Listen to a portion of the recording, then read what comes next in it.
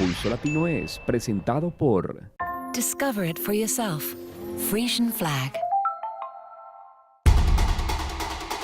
Hoy en Pulso Latino.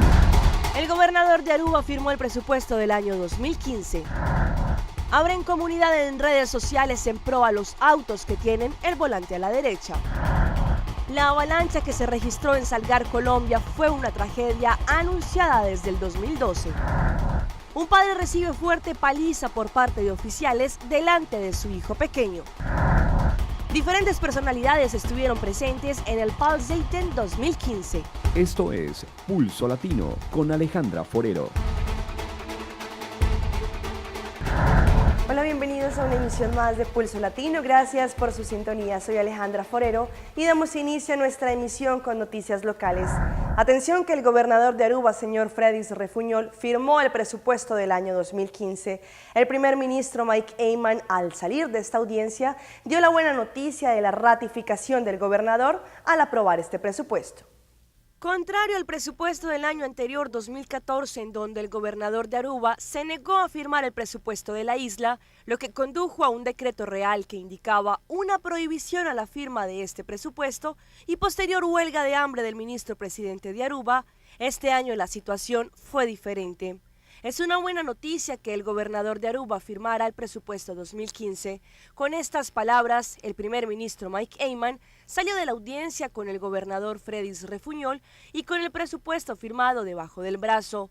El mandatario subrayó que esta aprobación se traduce en la confianza en la estabilidad y en un compromiso a largo plazo, no solamente de parte del gobierno, sino también un alivio al sector privado que estaba esperando esta firma para poder seguir invirtiendo en la economía. El ministro presidente aseguró que la comunidad puede estar tranquila con este presupuesto, ya que cumple con las normas acordadas dentro y fuera del reino con los institutos financieros. Con esta firma, el presupuesto 2015 del país Aruba tiene vía libre para ser ejecutado. Y una gran polémica ha desatado el tema de la prohibición de los autos que tienen el volante a la mano derecha. Hasta un grupo en Facebook que tiene algo más de 3.200 seguidores han instaurado quienes tienen este tipo de autos y de esta forma hacer una unión y bajo una acción de firmas poder quitar esta prohibición que ha sido expresada por el ministro de Justicia. Un grupo de Facebook, stickers, reuniones y más de 3.200 fans conforman la llamada RHD Community, que si sus siglas se traducen al español, indica Comunidad Volante a la Derecha. Este grupo ha sido formado por cientos de conductores que sienten pasión por la velocidad, autos ensamblados importados y porque su auto tiene el volante a la mano derecha. Ellos se han unido desde que se dio a conocer la noticia de que esta clase de autos no podría circular más en las vías de la isla. La intención es realizar una acción de firmas y presentarlas al gobierno para que anule la intención de prohibir estos autos en las calles. Muchos han indicado que esta ley violaría su libertad de adquisición de este tipo de autos y en consecuencia perder cientos de florines que no solo han invertido en la compra de estos autos, sino además en las piezas que han sido importadas para ensamblar estos vehículos. La polémica está en su punto y resta esperar a ver qué dicen las autoridades concernientes, en este caso el ministro Arthur Dowers.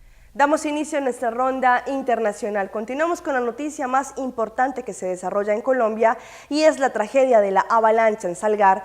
Impactantes son las imágenes captadas durante un sobrevuelo en la zona del desastre realizado por nuestro canal aliado Noticias Caracol. La imagen captada por el dron de Noticias Caracol deja ver la magnitud de la destrucción y de la tragedia que causó la furia de la quebrada liboriana en Salgar, Antioquia. Los habitantes de la zona siguen buscando entre los escombros a sus familiares desaparecidos. El nivel del agua de la quebrada ha bajado y deja el barro que es utilizado como caminos improvisados por algunos sobrevivientes para llegar hasta sus casas para recuperar lo poco que les dejó el desastre. Observen este improvisado puente, construido con tablas y una cuerda para que los habitantes de la zona e integrantes de organismos de socorro se puedan movilizar de una vereda a otra. Debajo del puente se ve la corriente del agua que avanza con fuerza.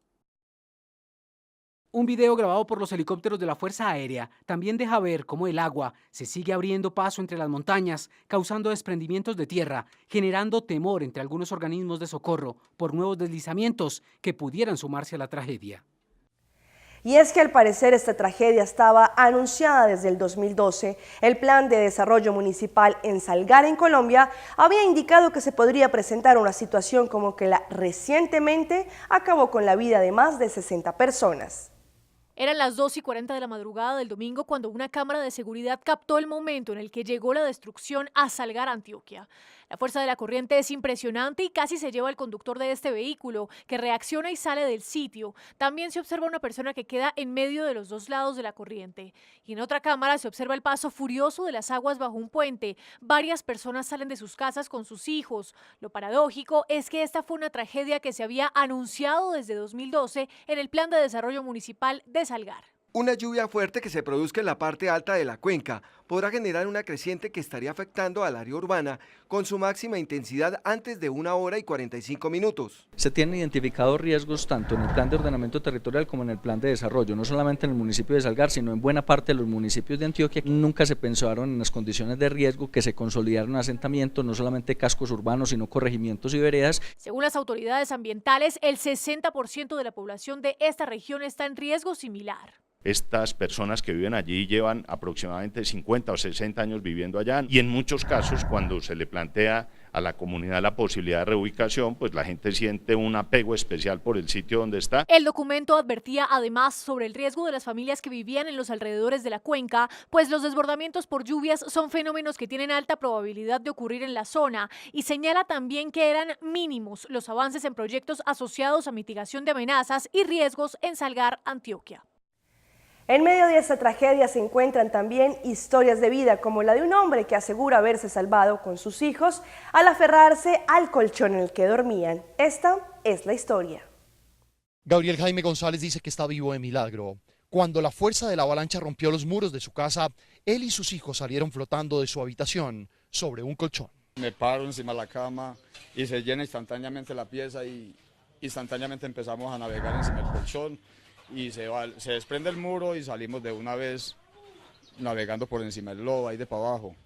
Llegando al río, reaccionamos y nos tiramos y nos quedamos allá encima de una isla de rastrojo, nos quedamos unos 2 minuticos mientras la playa mermó. El colchón que lo salvó a él y a sus pequeños lo compró a crédito hace 15 días por 150.000 pesos. Me siento muy contento porque gracias a Dios ni a mí ni a mis hijitos les pasó nada. Don Antonio a sus 92 años perdió su fábrica. La avalancha la borró del mapa. Allí construía tubos para acueductos.